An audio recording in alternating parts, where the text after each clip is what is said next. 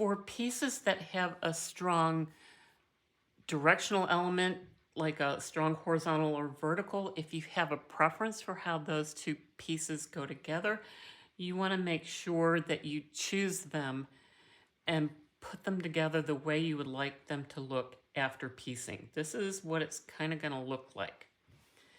So I orient it with my L, and then I flip the top piece over. This works whether you're doing 7-inch, 3.5-inch block, anything. This is how you start with your top seam. Your quarter moon on the top, your L on the bottom. This is a 7-inch block, which is what I recommend to start with. It's easier to piece. With my right hand, I'm gradually going to straighten the L piece. This fabric is cut on the bias. You've got a bias curve here, so you don't need to pin, but you do need to ease the fabric straight just before it comes under the needle. My left hand will guide the top fabric, my right hand the lower. As I get close to the end, I'll switch to tweezers and switch hands for better grip. Okay, start slow till you get comfortable. I have a knee lever, which lets me just raise the presser foot just a tiny touch so I can straighten out those little wrinkles in the fabric that sometimes occur. And you can see I'm sort of guiding and stretching this top quarter moon so that it mates as straight as possible to the lower fabric, the lower L.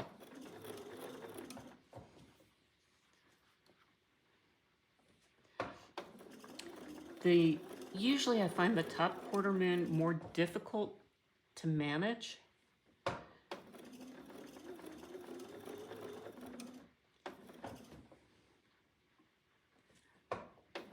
And I use my middle finger to kind of smooth out and straighten that fabric as it goes underneath the needle.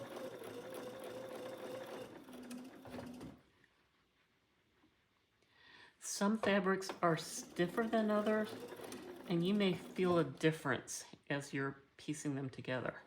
Okay, I'm getting close to the end now. So I'm going to switch to tweezers. So I'm going to use my right hand to grab the tweezers and the top quarter moon. My left hand is going to control the L. And I'm going to guide that straight and put some tension on this top quarter moon to get those last few inches of fabric pieced as close as possible. This is coming out as a very nice seam. Really pleased with that. But no worries, if you get something less than perfect, we have a 1/4 inch trim allowance and also 1/4 inch seam allowance. So we can use blocks that are less than perfect. If it's really bad, I'll show you what's a little bit too bad to use. Okay, as you get a little bit more skilled with this, you'll feel a little bit more comfortable. You can go a little bit faster. But take your time while you're learning. Your seams do not have to be perfect. You're going to have enchanting blocks with this pattern. Curves just make such a dynamic element and such beautiful impact.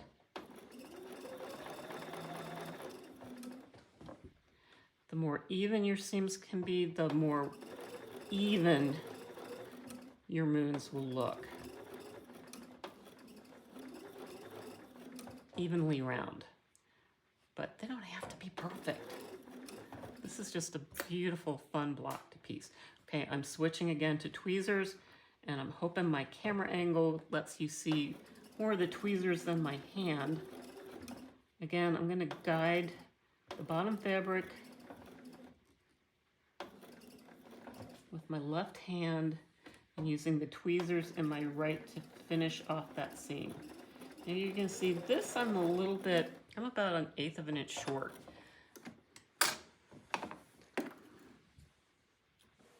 And that is not going to be a problem.